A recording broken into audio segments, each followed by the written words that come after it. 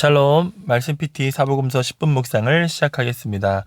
오늘도 변함없이 말씀의 자리를 찾아주신 사랑하는 성도님들을 축복합니다. 마태복음 19장으로 들어가 보겠습니다.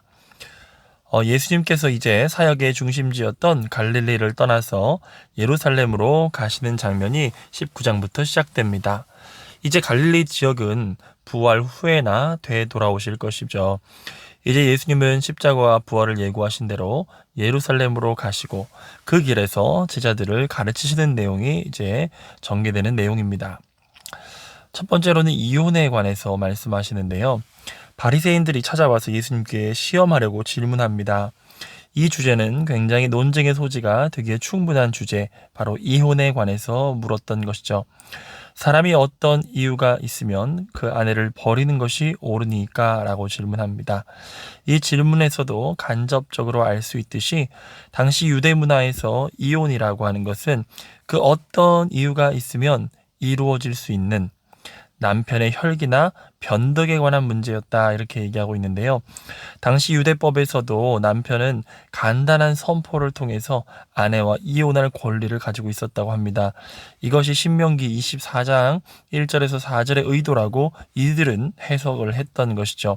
그러나 이들의 질문에 대해서 예수님께서는 창세기 2장 24절을 근거로 대전제를 말씀하십니다. 그러므로 사람이 그 부모를 떠나서 아내에게 합하여 그 둘이 한 몸이 될지니라. 남편과 아내는 한 몸으로 사람이 나눌 수가 없다는 것입니다. 모세가 신명기 24장 1절에서 4절에 이야기했던 그 이혼 증서에 대한 이야기는 이스라엘 백성의 완악함 때문이라고 말씀하시죠. 음행한 이후에 아내를 버리고 장가드는 것을 허용하지 않으신 것입니다. 이것은 허용이지 요구되는 것은 아니라는 점을 우리는 기억해야 합니다. 주님의 본래의 뜻은 결혼이 평생 지속되는 것이기 때문이죠. 제자들은 도망갈 곳도 없는 결혼 생활의 위험성을 감수하지 않기 위해서 장가들지 않는 편을 택하는 것이 좋겠다고 말했지만 예수님은 오직 타고난 자만이 이 일을 할 수 있겠다라고 말씀하시죠. 이 부분에 대해서 이런 묵상을 해볼 수 있을 것 같습니다. 이 말씀은 남성 중심의 사회 풍조 속에서 여자인 아내를 보호하기 위한 목적을 담고 있다고 보여집니다. 예수님은 고아와 과부를 아끼시는 분이십니다. 당시 유대인들은 신명기의 말씀을 근거로 남편의 일방적인 이혼 요구에 순응할 수밖에 없는 구조였지만 예수님께서 이것은 율법의 더 큰 계명인 창세기의 말씀을 알지 못하기 때문이라고 말씀하셨습니다. 무엇을 전제로 하는가가 관점을 완전히 새롭게 합니다. 바리새인의 질문의 전제는 적당한 이유가 있으면 아내를 버릴 수도 있다는 것에서 시작합니다. 그러나 예수님께서는 하나님이 맺으신 것은 사람이 나눌 수 없다 해서 출발합니다. 통계청 자료에 따르면 작년 대한민국의 혼인 건수는 19만 2천 건, 이혼 건수는 9만 3천 건으로 발표가 되었습니다. 과거와 달리 이혼에 대해 쉽게 생각하는 사회 풍조가 있습니다. 이혼을 고민하는 이들에게 예수님의 말씀은 너무도 가혹하게 들릴 수도 있습니다. 하지만 사회 풍조보다 창조 원리가 더 앞서야 할 것입니다. 이런 의미에서 사실혼에 대한 것도 기독교인에게는 적절하지 않습니다. 살아보고 맞으면 계속 산다는 것은 결혼을 자신이 선택하고 결정하고 깰 수 있는 것으로 그 전제가 출발하기 때문이죠. 우리는 하나님의 말씀을 근거로 삼아야 할 줄 믿습니다. 이제는 둘이 아니요 하나라는 주님의 대전제를 우리는 기억해야 할 것입니다. 13절부터 15절까지는 우리가 익숙하게 들었던 어린아이에 대한 말씀인데요. 제자들은 왜 어린아이들이 오는 걸 금했을까요? 어린아이는 기본적으로 귀찮고 영양가가 없다고 느껴지기 때문이라고 생각이 듭니다. 이들은 보살펴야 되고 들어줘야 되고 얻는 것보다 줘야 하는 것이 많다고 여겨지기 때문이죠. 그러나 예수님께서는 천국은 이런 사람의 것이라고 말씀하십니다. 마태복음 18장 3절에서 5절에서도 읽었던 것처럼 어린아이와 같이 자기를 낮추는 자, 전적으로 의존하는 자가 천국에서 큰 자라고 말씀하십니다. 16절에서 30절까지의 말씀을 통해서 우리는 이 주제를 좀 더 강화하는 예수님의 말씀을 들을 수가 있습니다. 부자와 하나님의 나라에 대한 이야기인데요. 16절에 등장하는 이 어떤 사람은 누구일까요? 그는 부자였으며 영생을 얻기 위해서 선한 일을 바르게 하고 싶은 욕구가 있었던 사람입니다. 그는 스스로 계명을 지켰다고 말하여 부족함이 없다고 생각했지만 소유를 팔아 가난한 자들에게 주라는 예수님의 명령에 자신의 물질로 인해 근심하며 돌아갔던 청년이었습니다. 제자들은 이 말씀에 왜 몹시 놀랐다고 했을까요? 청년과 같이 부자에다가 도덕적인 데다가 율법에 열심히 있던 자가 천국에 들어가지 못한다면 부자도 아니고 죄도 짓고 율법에 대해 적당한 수준으로 살았던 사람은 천국에 들어가기가 더 어려울 것이라고 생각하여 절망했던 것입니다.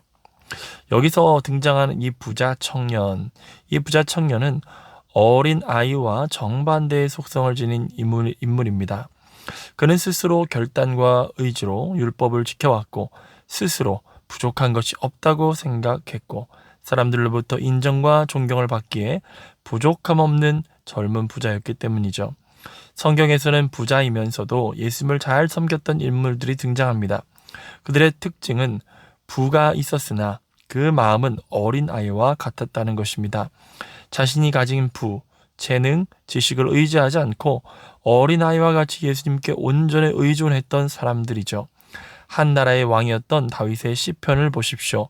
시편 44편 5절에서 6절에 우리가 주를 의지하여 우리 대적을 누르고 우리를 치러 일어난 자를 주의 이름으로 밟으리이다. 나는 내 활을 의지하지 아니할 것이라 내 칼이 나를 구원하지 못하리이다. 그런 의미에서 하나님만을 전적으로 의지하지 않는 거지가 있다면 그는 부자 청년과 동일한 자라고 말할 수 있을 것입니다. 우리는 부자가 아니라 어린 아이와 같이 주님을 의지하는 자가 되어야겠습니다. 24절에 낙타가 바늘기로 들어가는 것이 부자가 하나님의 나라에 들어가는 것보다 쉽다 말씀하셨습니다. 이것은 구원은 사람의 힘으로 불가능함을 말씀하시는 것이죠. 하지만 예수님께서 26절에 말씀하셨듯이 사람으로는 할 수 없으나 하나님으로서는 다 하실 수 있다는 진리를 우리는 믿어야 할 것입니다. 유대사회에서나 현대 대한민국에서나 인간의 성향은 동일합니다. 한시 이후의 말처럼 남들보다 덜 자고 더 일하는 것이 성공으로 가는 길이라고 그렇게 가르치고 있지만 하나님 앞에서는 모든 인간의 노력은 먼지처럼 사라지는 것임을 우리는 기억해야 합니다. 베드로는 모든 것을 버리고 주를 따라 싸운데 그런즉 우리가 무엇을 얻으리까 라며 질문합니다. 이 질문은 그리스도의 제자가 되어서 그를 따르는 자들이 받을 보상에 대해서 언급하는 것인데요. 그리스도를 따르는 것에는 대가와 보상이 있습니다. 그 대가는 자기 희생, 자기 부인이라고 할 수 있죠. 영생을 상속받기 위해 우리는 고난도 함께 받아야 함을 잊어서는 안 됩니다. 그러나 우리가 받을 영광은 영원함을 또한 기억해야 되겠죠.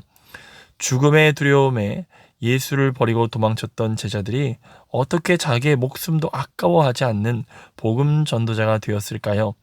그들은 하늘의 상급을 바라보는 눈이 열렸기 때문입니다.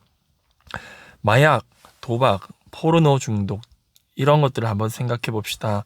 이러한 것들은 마귀에게 속한 것이죠. 대부분이 처음에는 대가 없이 쉽게 큰 쾌락과 즐거움을 준다고 약속합니다. 그러나 이후에는 돌이킬 수 없는 고통을 안겨주죠. 그러나 하나님의 나라는 대가를 요구합니다. 비용을 계산하라고 말씀하시죠. 그러나 영원한 상급을 우리에게 약속해 주십니다. 승리자의 관을 얻기 위해 표대를 향하여 달려가는 자들은 잠시 고난을 당하는 것 같으나 영원한 즐거움에 머물게 되는 것입니다. 말씀을 붙들고 함께 기도합시다. 주여, 세상의 정서와 분위기보다 하나님의 말씀이 우리 생각의 근간을 이루게 하여 주옵소서. 부자 청년과 같이 자기 자신을 의지하며 재물을 의지했던 죄를 용서하여 주옵시고 주를 의지하여 영원한 상급을 바라보며 고난도 기쁨으로 감당하는 주의 제자가 되게 하여 주옵소서. 아멘. 오늘 하루도 예수 그리스도 안에서 행복한 예배자가 되시기를 축복합니다. 샬롬.